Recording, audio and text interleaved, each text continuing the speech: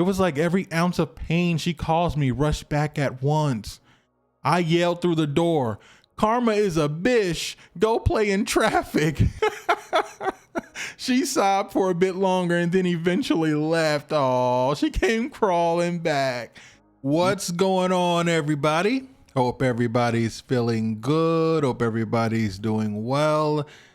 Guys, we are back with another email. Yes, we are. Karma. I saw that in the subject. I said, okay, this is the next story. I saw instant karma. I said, oh yeah, I know we got a good one. Guys, if you want to send in your story, send it to truestorynation@gmail.com. It's on the screen, truestorynation@gmail.com. Let's get into this email. So, subject: instant karma on my cheating ex-wife. Hey, True. My name is Eric. And before anything else, I just want to say thank you for what you do. I found your channel in October. Oh, not too long ago. 3 months after my divorce was finalized. Okay. Not too long ago. Wow. Okay. Welcome, sir. I emailed you back. I always let you guys know, when I'm about to do your story, I'll just send you an email. Hey, about to do your story. Just letting you know, and I'll tell you where it's going to be. But 3 months after my divorce was finalized, and I've been hooked ever since. Listening to other men finally tell their stories without being judged has been one of the most grounding things I've experienced in a long time. Yeah, we've been around for a while, and it actually started on a different channel, but I don't know what YouTube is going to do. I don't know if they're going to give me that channel back. They haven't said anything, but yeah, been here for a while, since 2018. It reminded me that I wasn't alone and that a lot of us go through the same storms, even when we think we are the only ones drowning. I wasn't even going to write in, honestly. I figured my story was just another cheating spouse story and that I should just bury it and move on. But the more your videos played in the background while I cleaned my condo or drove to work, and the more I started realizing that maybe my story can help someone else who is stuck in that limbo, loving someone who's already betrayed them. So here I am, sending this in. My name is Eric, and I'm 37 years old, and this is the story of how my ex-wife burned our marriage to the ground because she thought she was leveling up, only to get slapped with a dose of karma so fast she didn't even have time to blink. It all started years ago at this big canoe event my city hosts every summer. I wasn't even trying to meet anyone. I went with a couple of buddies from work. One of them had been going through a breakup, and we figured getting outside would do him good. The day was perfect, sunny, warm, not too humid. Just one of those days where everything feels peaceful. And then out of nowhere, I saw her. She was standing near the water with a group of women, laughing at something, and I remember thinking, wow, she looks like the sweetest person I've ever seen. Oh, it always starts off that way, huh? She had this soft smile, like someone who genuinely enjoyed life. Long story short, we crossed paths when the organizers mixed random groups together. She ended up in my canoe little team, and we hit it off immediately. She was funny, outgoing, and had this warmth about her that made you feel like you'd known her for years.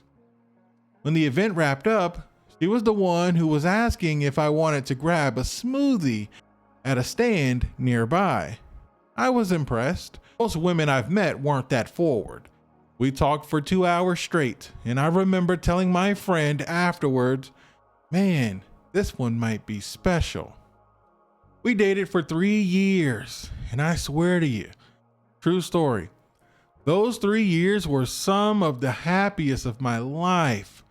She was attentive, affectionate, always trying to make me smile. She would plan little date nights, leave me sweet notes in my lunch, push me to chase goals I'd been putting off. I genuinely thought she was my other half. Then, in year 3, she brought up marriage. Not me, her.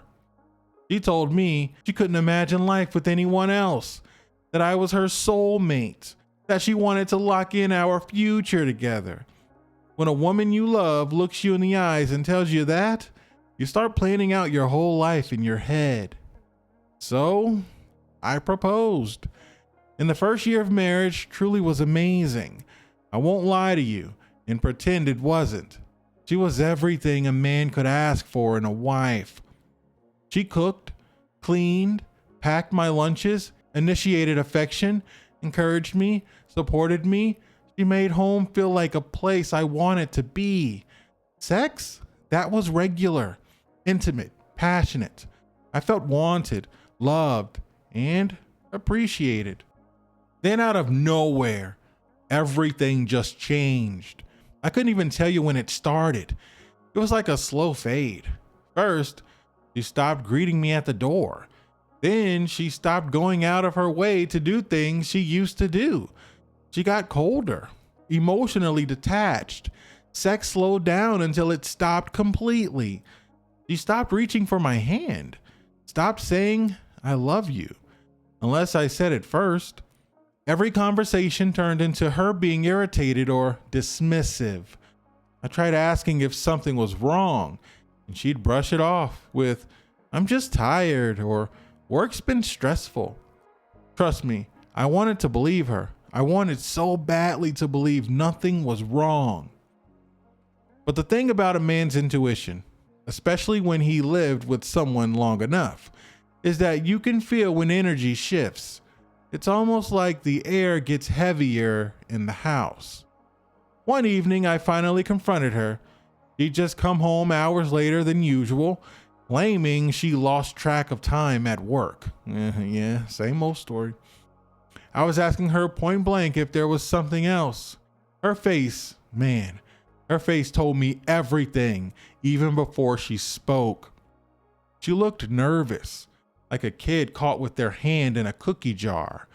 But her words, she lied, hard, over and over. "No, Eric, I would never do that. How could you even think that? You're being paranoid." That lie hit something in me. A man knows when his woman is lying to his face. So right there, without saying another word, I walked into our bedroom and started packing my bags. As soon as she saw me folding shirts, she cracked, but not in the way you'd expect, true story. She didn't even cry. She didn't apologize. She didn't say she wanted to fix things. She said, "Fine. Yes, I've been seeing someone else. And honestly, Eric, I'm moving on to bigger and better things." Wow. Wow. "You don't have to leave the condo. I'll go stay with him. He was already asking me to move in." Wow. The way she said it, I'll never forget. It was cold, arrogant. Like she thought she hit the jackpot and I was some stepping stone she'd grown out of. I was devastated. I won't sugarcoat it. My chest physically hurt, but I swallowed my pride, refused to let her see me break down, and told her, "Do whatever you want." She left that night with a suitcase, acting like she was starring in a movie about leveling up. Wow. That following Monday morning, the moment the courthouse opened, I filed for divorce. Good, man. Good for you, dude.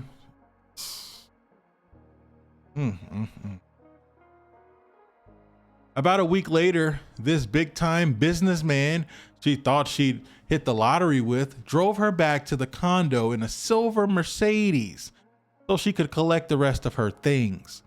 I stood in the kitchen and watched from the window as she climbed out, all dressed up like she was going to brunch in the Hamptons. He didn't even look at me, kept his sunglasses on, tapping on his phone. She strutted in acting like she won some sort of contest. Oh, no. He wouldn't be at my house. Like, what the heck? What? Fine, whatever. I let her pack. I didn't care. Our first court hearing came a couple weeks later. She showed up smiling, practically glowing. She told the judge she was ready to move on and that she wanted everything finalized quickly. She acted like divorcing me was the best thing she'd ever done. But by the second hearing, true story, she walked in looking like she had been hit by a bus of regrets. Hair messy, makeup smudged, eyes red from crying. Not only that, but she changed her entire tone. Suddenly, she was telling the judge she deserved alimony. Alimony. The same woman who left me claiming she upgraded to a better man was now crying in court talking about she sacrificed so much during the marriage. Wow. Really? She even lied and said I had cheated on her. When she said that, I couldn't help it. I laughed out loud. The judge wasn't buying a single word she was selling. He even was asking why she wanted alimony when, by her own testimony, she was moving in with a wealthy man. Wow, she told the judge that? She's bragging to the judge? She's an idiot. And that's when the truth started leaking out. Turns out, Mr. Mercedes man wasn't the big-time businessman she painted him as. He was married. Yes, married. And after a couple weeks, he ghosted her entirely, changed numbers, blocked her, stopped responding. She moved out of our condo thinking she was Cinderella getting rescued, but ended up homeless, bouncing between friends' couches. That's what you get. When the judge denied alimony and finalized the divorce right there, she broke down crying. I walked out of that courtroom feeling a peace I hadn't felt in months. Fast forward 3 weeks later, I'm at home, relaxing, trying to enjoy my new life when someone starts pounding on my door like the police. I look through the peephole and it's her. Wow. Hair a mess, hoodie on, crying, bags under her eyes. She was holding 2 trash bags full of clothes. I didn't open the door. I didn't even respond at first. She started begging, saying she had nowhere to go, that she made a mistake, that I was the only man who ever truly loved her. She was asking if she could come inside, even just for the night, until she figured something out. And I swear to you, the anger that came over me, it was like every ounce of pain she caused me rushed back at once. I yelled through the door, "Karma is a bitch, go play in traffic." She sobbed for a bit longer and then eventually left. Oh, she came crawling back. Yep, karma is a bee. And that, true story, was the moment I knew I had truly healed. Not because I was cruel, no, but because for once I wasn't the man she could manipulate. I'm a happy divorced man now. My condo is peaceful again. No lies, no games, no fake level up fantasies. Just me, my sanity and fresh start. I'm grateful for your channel. I'm grateful I stumbled onto it 3 months after everything was finalized, because hearing other men reclaim their dignity gave me the strength to keep moving forward. If you do decide to read this on your channel, maybe some guy will enjoy it, sitting alone in his living room wondering where he went wrong. Sometimes the trash takes itself out, and sometimes karma delivers faster than Amazon Prime. Thanks for reading my story, Eric. Wow. Salute to you, Eric. I appreciate this story, man. I appreciate this email. Karma is a bee. Yes. She got served. She got served, man. You did the right thing. You know, she told you she wanted to go. I'm leveling up. I found me a new man. I found me someone who's going to take care of me. He drives a Mercedes. Ooh, a Mercedes. Yep, he used that Mercedes to drive right out of her life. She thought she was on to something. This man was married. Maybe he had a side apartment or something she was hanging out at. Or maybe his wife was on vacation or something. He used the crap out of her. And she was salty. Oh, I need somewhere to stay just for the night until I figure things out. I can tell you what she was going to do. She was going to come in that apartment or that condo, try to put it on you. She was going to try to put it on you and stay as long as she could. She was going to try to convince you that you should be with her, even though you're divorced. Only using you until someone else comes along. Someone pulls up in another Mercedes or BMW, whatever. She never loved you. And doesn't it always start off that way?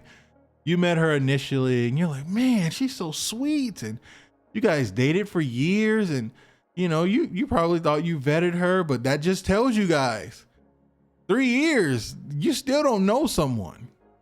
Or a lot of times they get what they want, marriage, because she begged you for marriage, right? They'll get what they want and they get bored. Okay, I got the marriage. Now what? It's always more. What else can I get? She saw a guy with a nice fancy car, so she wanted that too. I think she was going to cheat on you behind your back as long as she could. As long as she could until he told her, okay, move in right now. Come live with me. It might have been the next day after you caught her, but eventually it was going to happen. Ridiculous, man.